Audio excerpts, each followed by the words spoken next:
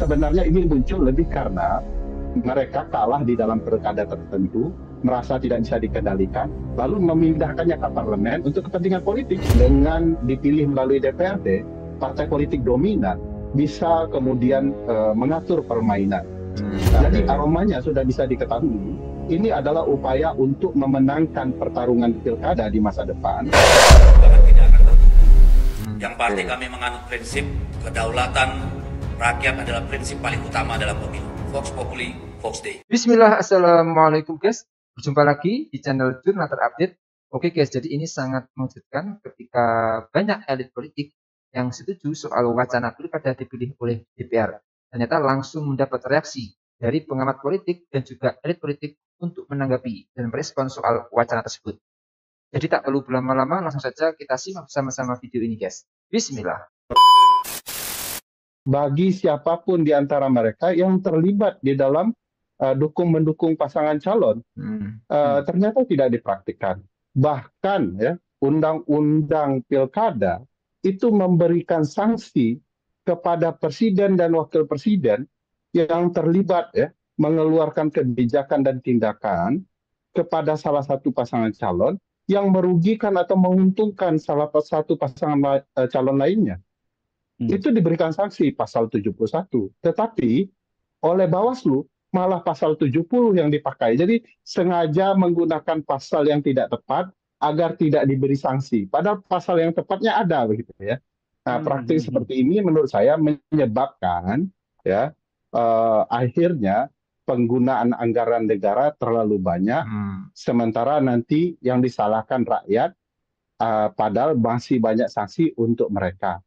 Ujuk-ujuk sebenarnya ini muncul lebih karena mereka kalah di dalam pilkada tertentu, merasa tidak bisa dikendalikan, lalu memindahkannya ke parlemen untuk kepentingan politik, penguasaan eksekutif, terutama dalam pemilihan kepala daerah. Oke, Mas, jadi kesimpulannya terkait dengan mahal tidaknya pilkada itu, menurut Anda mahal atau tidak? Mahal bagi peserta yang curang, tidak mahal kalau kemudian penyelenggara melakukannya dengan efektif dan efisien. Misalnya tidak diperlukan lagi kampanye sosialisasi di baliho, tapi lebih fokus ke media sosial, itu tidak dilakukan oleh penyelenggara.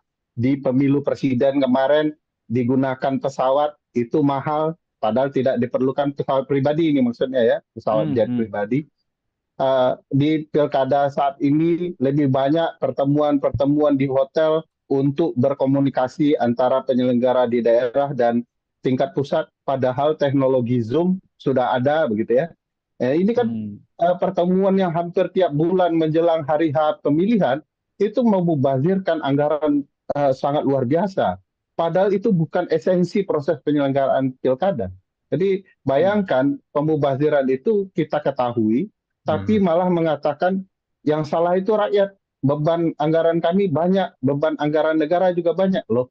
Mereka sendiri kalau mau mengkoreksi ya, melakukan evaluasi, sudah bisa ditemukan pasti menurut saya pemubaziran anggaran itu karena efektif dan efisien tidak terjadi dalam praktik penyelenggaraan pilkada kita.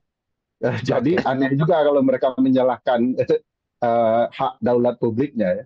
Oke, jadi kemudian kita beralih ke variabel berikutnya. Pemilihan kepala daerah dialihkan ke DPRD. Sepertinya ini kan masih wacana ya sampai dengan saat ini ya. Sekalipun ini masih wacana, belum ketok palu dan seterusnya.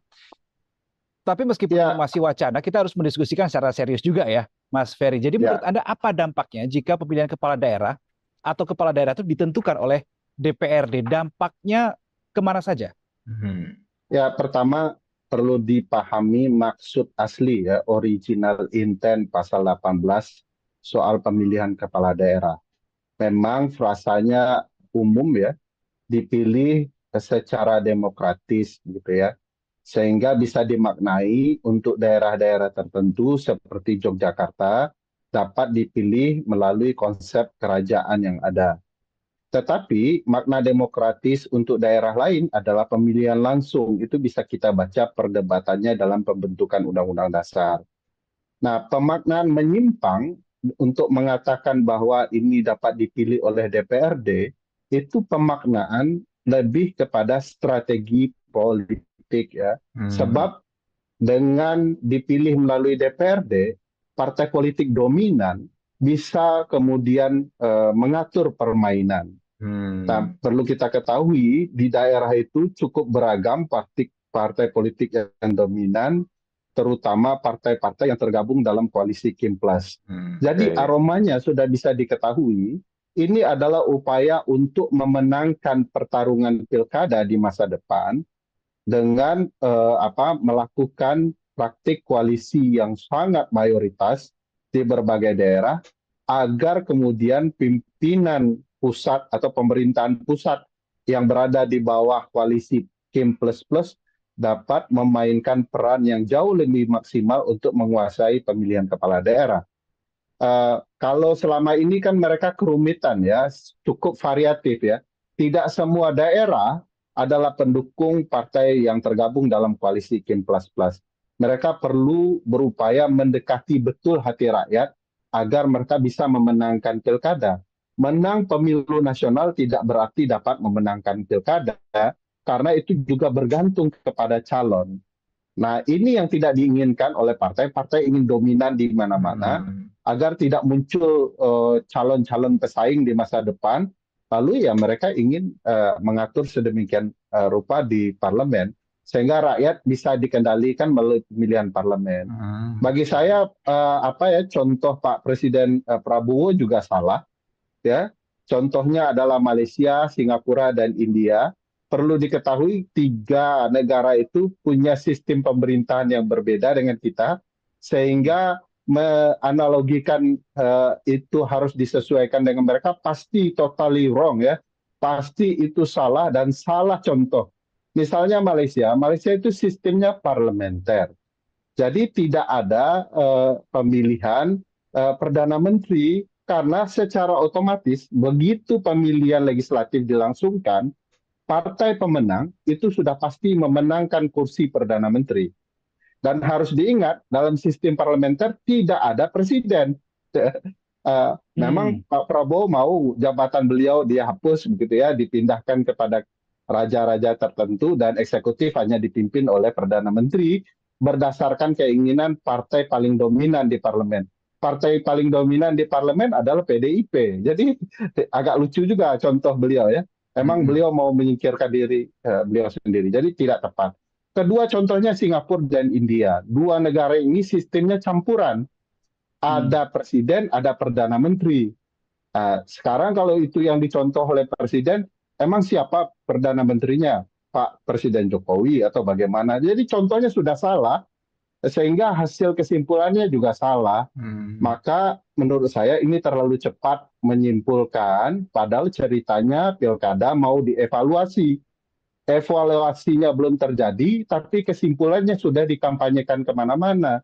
Masa referensinya Pak Bahlil kan Menteri Investasi.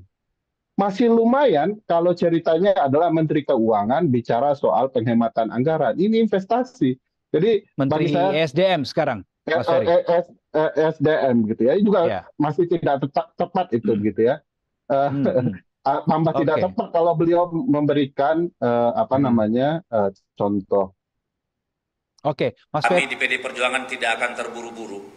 Yang pasti kami menganut prinsip kedaulatan rakyat adalah prinsip paling utama dalam pemilu. Vox Populi, Vox Dei. Suara rakyat, suara Tuhan.